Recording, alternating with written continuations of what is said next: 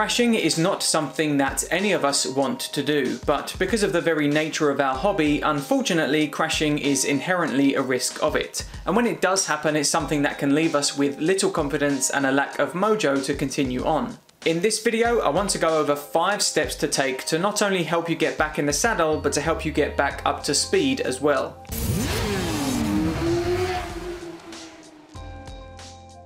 I've personally played victim to the physical and mental anguish that comes after an accident on the track. So I know firsthand what you've likely felt or are currently feeling, but also what's needed to get over a fear of crashing so that you can start enjoying yourself again. The first step to doing that is to learn what caused it. The most important thing you can do after having a crash is to learn from it and establish why it happened. If you know why it happened, then you can begin to work on a correction to ensure it doesn't happen again. And then from this point forward, you can focus on the correction and not the mistake. Because if it's the mistake that's occupying your mind out there, this will no doubt have you feeling scared and uneasy, sapping any sort of enjoyment in the process. Focus on the solution, and when you can see you're getting it right and you're going around the same corner just fine, your confidence will begin to build back up. Up next, get back on your steed. This comes in a very close second to the previous point, because in my experience, the less time between your crash and getting back out there, the better. Don't give those demons a chance to rise to the surface in the time you're off the bike. Get straight back out if you can to stand the best chance of picking up somewhere close to where you left off.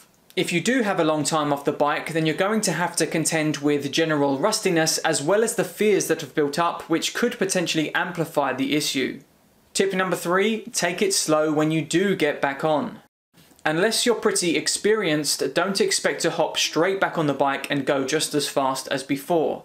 Take your time and build up your speed slowly, and don't get despondent if you feel you're not going as quick as before. This is completely natural, and it happens to the majority of people after a crash. Now, it might suck for a while and take some time, but if you just take it slow and get used to being on the bike again, you'll find that your speed will increase nicely with each lap, session, and day at the track. If your confidence has taken a big hit, you can make it a little bit easier for yourself by picking just one corner to focus on at your favorite track.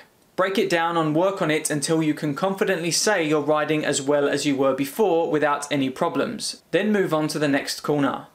Next, realize you're not a bad rider, you just made a mistake.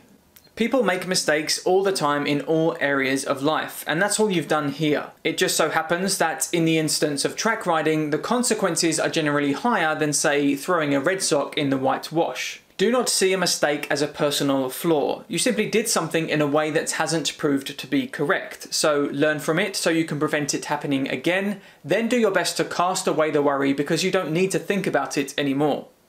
And finally 5, consider some training. Getting some training from a trusted source can be a great way to boost confidence by gaining a deeper understanding of what we should and shouldn't be doing on the bike. Knowing exactly what you should be doing with the bike's controls at any given point in time is a surefire way to not only regain your original confidence with the bike, but to even surpass that previous level of confidence too, as well as ensuring that the crashes happen far less frequently. For your long-term riding, I'd actually say that this final point is the most important one here, because while crashing is always a risk, you can work with far less risk through correct understanding and application. Trying to get over a track day crash is no easy task, especially if it has affected you more than just a few bumps and bruises. You may find that you've lost a lot of enthusiasm for track days as a result of the crash, but like I said, this is completely normal. And by taking positive steps like these, you can begin to wade through all the crappy feelings and rediscover why you got involved with track riding in the first place. Do you have any further tips and advice that you used to help get over a crash? Tell us about it in the comments down below. And as always, if you like the video, then please hit the button and subscribe to the channel for more performance riding advice and guides moving forward. See you in the next one.